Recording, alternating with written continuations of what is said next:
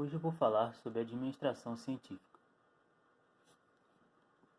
No final do século XIX e início do século XX, durante a Revolução Industrial, o número de indústrias espalhadas pelo mundo estava em expansão, principalmente na Europa.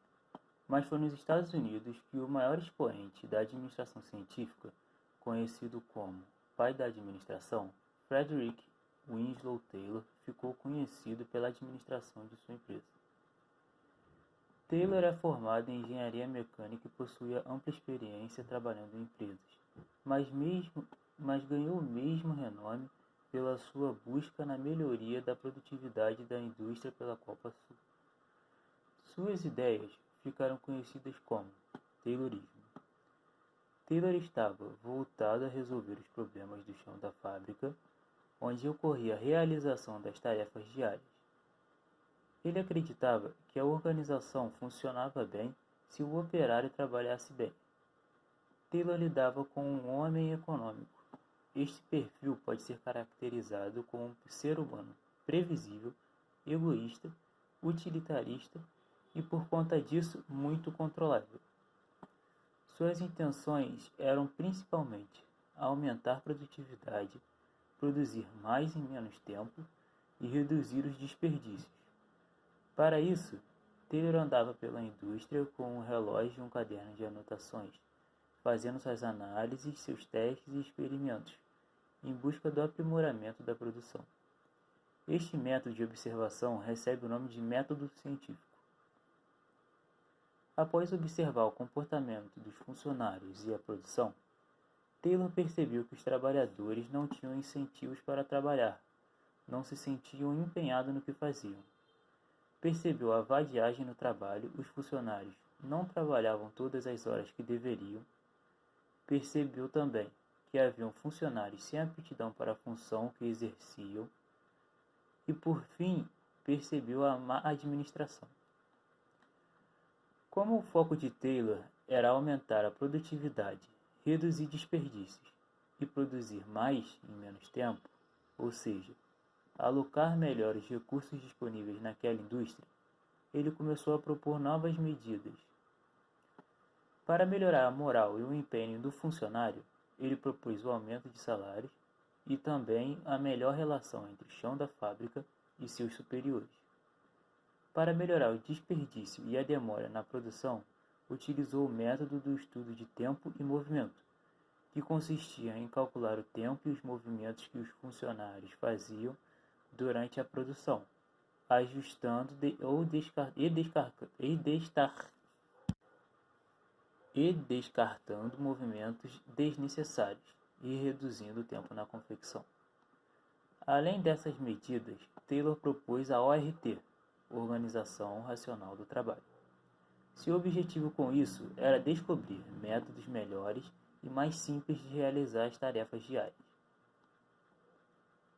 Com esses métodos, a divisão do trabalho, juntamente com a seleção, o treinamento e o desenvolvimento do funcionário ideal, proporcionavam uma maximização da especialização do trabalhador. A partir do trabalhador especializado, Taylor obtinha uma padronização dos seus produtos, pois ensinava a única maneira possível de realizar aquela tarefa e ainda obtinha maior controle sobre os funcionários. Taylor ainda mantinha seus funcionários sob fiscalização. Alguns supervisores estavam sempre observando a realização das tarefas de alguns poucos funcionários para facilitar o controle. Aplicando estas ideias e conceitos, Taylor aumentou a produtividade da empresa e se tornou um exemplo às demais. Para ilustrar, temos um exemplo. Um cozinheiro-chefe percebeu que alguns de seus pratos que saíam de sua cozinha chegavam à mesa dos clientes com atraso. Como ele recebia muitas reclamações, decidiu parar para analisar o porquê dos pratos estarem demorando para serem entregues. Então, no dia seguinte, em pleno movimento, ele deixou seus funcionários trabalharem e os observou. O cozinheiro, ao fim de sua observação, percebeu que os funcionários se movimentavam muito entre os fogões, bancadas e geladeiras. Ele percebeu que a distância entre os pontos específicos da cozinha eram muito grandes. Logo pensou: se eu reduzir o espaço entre a bancada e a geladeira e deixar apenas uma pessoa encarregada para cada fogão, o tempo de preparação e entrega dos pratos será melhor. Com isso em mente, ele realizou as alterações, aproximou as geladeiras das bancadas e pôs um funcionário responsável por cada fogão. Assim, observou que o tempo de confecção e entrega de seus pratos foi reduzido de 30 para 20 minutos. Ainda abordando esta teoria da administração científica, temos outro expoente, Henry Ford. Seu sistema de organização ficou conhecido como Fordismo. Henry Ford foi um grande gestor empreendedor que inovou de maneira inimaginável à época o sistema de produção das indústrias. Em 1903, fundou a Ford, indústria automobilística que contava com as ideias inovadoras para obter maior produtividade na sua empresa. Sua intenção era produzir em massa e atender a maior parte da população. Logo, sua produtividade deveria ser grande e pelo menor custo possível. Para isso, idealizou a linha de montagem, que contava com produtos em movimento, produção em série e produtos padronizados. Neste tipo de sistema, eram as máquinas que ditavam o ritmo do trabalho. Existem três aspectos que suportam o sistema fordista: a progressão do produto, movimentação do produto por esteiras, o trabalho distribuído ao trabalhador, a escolha do trabalhador ideal para cada serviço, e a fiscalização, a existência de supervisores em cargo dos funcionários.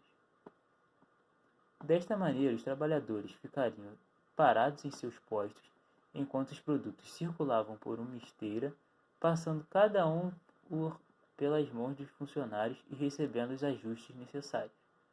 Isso tornava a produção em massa mais rápida. Desta forma, se produziam tantos carros a custos reduzidos que quase toda a população, incluindo os próprios funcionários de Ford, podiam adquirir o carro.